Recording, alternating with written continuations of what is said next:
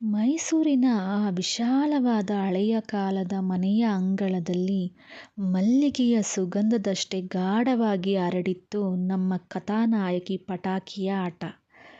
ಅಮ್ಮ, ಅಮ್ಮ, ಪ್ಲೀಸ್ ಒಪ್ಕೊಳ್ಳಿ, ನಾನು ಬೆಂಗಳೂರಿಗೆ ಹೋಗಲೇಬೇಕು. ನಾನು ಹೈಯರ್ ಎಜುಕೇಷನ್ ಮಾಡಲೇಬೇಕು. ನನಗೇನು ಓಕೆ ಚಿನ್ನು, ಆದರೆ ನನ್ನ ಕೇಳಿದ್ರೆ ಏನೂ ಪ್ರಯೋಜನ ಇಲ್ಲ. ನಿನ್ನ ತಾತ ಅಜ್ಜಿನ ಕೇಳು ಎಂದರು ಪಟಾಕಿಯ ಅಮ್ಮ.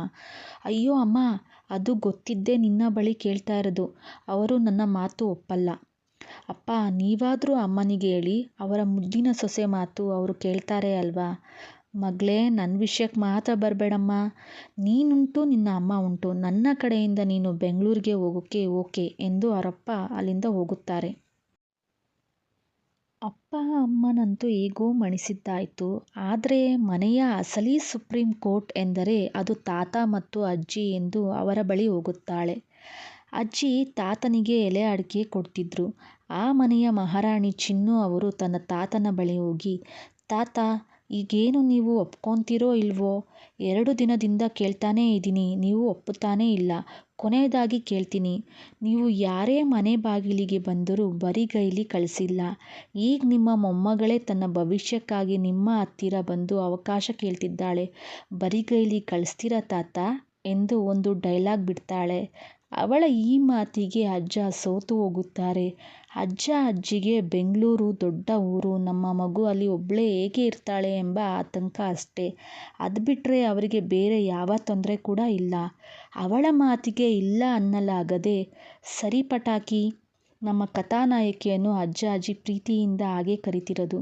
ನೀನು ಬೆಂಗಳೂರಿಗೆ ಹೋಗ್ಬಹುದು, ಆದರೆ ನಮ್ಮದು ಒಂದು ಕಂಡೀಷನ್ ಅಂತ ಹೇಳ್ತಾರೆ. ಅಯ್ಯೋ ತಾತ, ನನ್ನ ತಲೆಗೆ ಹುಳ ಬಿಟ್ಟಿದ್ದು ಸಾಕು, ಅದೇನು ಹೇಳಿ ಬೇಗ ಬೇಗ ನಿಮ್ಮ ಕಂಡೀಷನ್ಸ್ ಅಂತ ಅವರ ಮುಂದೆ ಕೂರುತ್ತಾಳೆ.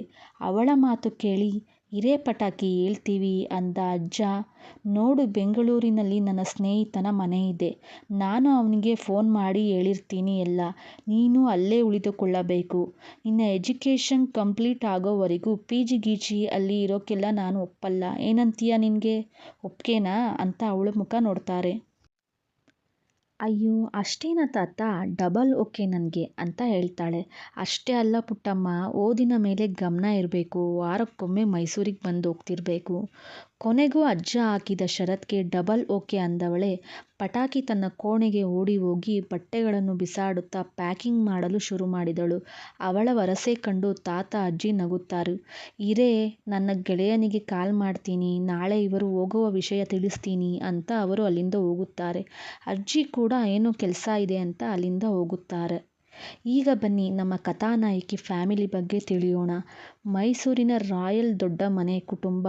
ಮೈಸೂರಿನ ಒಂದು ಪುಟ್ಟ ಹಳ್ಳಿಯಲ್ಲಿದ್ದರೂ ಇಡೀ ಜಿಲ್ಲೆಗೆ ಹೆಸರಾದ ಮನೆತನ ಇದು.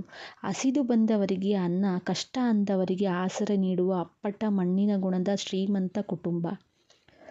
ತಾತ ಮಲ್ಲೇಗೌಡರು, ತಾಯಿ ಅಜ್ಜಿ ಪಾರ್ವತಮ್ಮ ಮನೆಯ ಅಸಲಿ ಆಧಾರ ಸ್ತಂಭಗಳು. ಮಲ್ಲೇಗೌಡರು ಊರಿನ ಗೌಡರು. ಅವರ ಒಂದು ಮಾತು ಇಡೀ ಹಳ್ಳಿಗೆ ಶಾಸನ. ಪಾರ್ವತಮ್ಮ ಪ್ರೀತಿಯ ಕನಿ. ಅಪ್ಪ ರಾಜೇಗೌಡ, ಅಮ್ಮ ಸುಮನ, ನಮ್ಮ ಪ್ರೀತಿ ಪಟಾಕಿಯ ತಂದೆ ತಾಯಿಗಳು.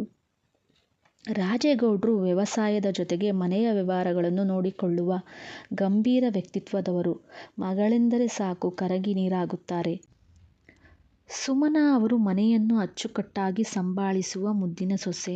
ಅಣ್ಣ ವಿಕ್ರಮ್, ತನ್ನ ತಂಗಿ ಆರಾಧನಾ ಅಂದರೆ ಪ್ರಾಣ.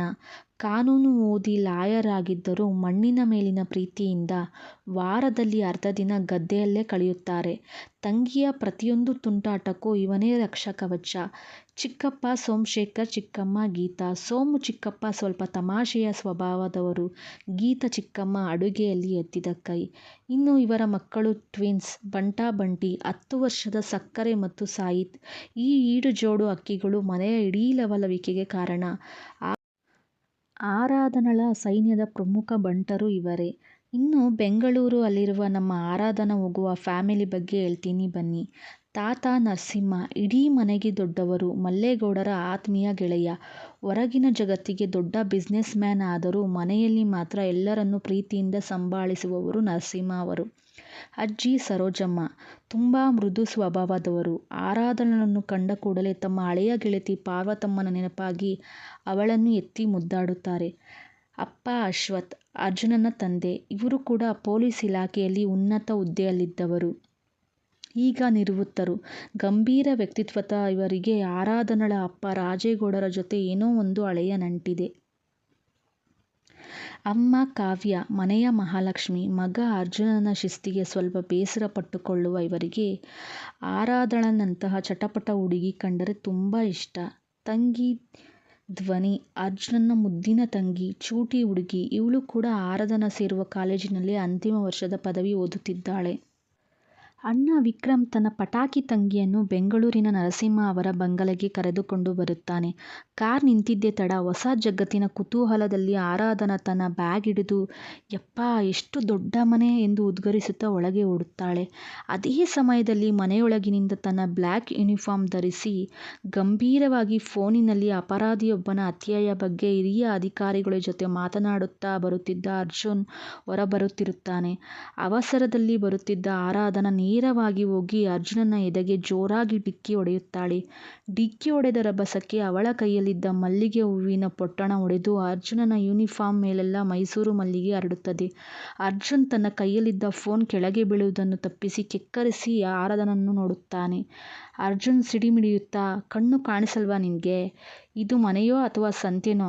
ಅವನ ಆ ಗಂಭೀರ ಧ್ವನಿ, ಎತ್ತರದ ನಿಲುವು ಮತ್ತು ಕೆಂಪಾದ ಕಣ್ಣುಗಳನ್ನು ಕಂಡ ಆರಾಧನಾ ಒಂದು ಕ್ಷಣ ಮೌನವಾಗಿ ಬಿಡುತ್ತಾಳೆ. ಹಳ್ಳಿಯಲ್ಲಿ ಎಲ್ಲರನ್ನೂ ಆಡಿಸುತ್ತಿದ್ದ ಪಟಾಕಿ ಈ ಖಾಕಿ ಮನುಷ್ಯನನ್ನು ನೋಡಿ ಬೆಚ್ಚಿ ಬೀಳುತ್ತಾಳೆ. ಆದರೆ ಸುಮ್ಮನೆ ಇರುವಳಲ್ಲ ನಮ್ಮ ಆರಾಧ್ಯ. ಅಮ್ಮೋ, ಇವನ ಕಣ್ಣು ನೋಡಿದ್ರೆ ಗುಂಡು ಹೊಡೆಯೋ ಥರ ಇದ್ದಾನೆ.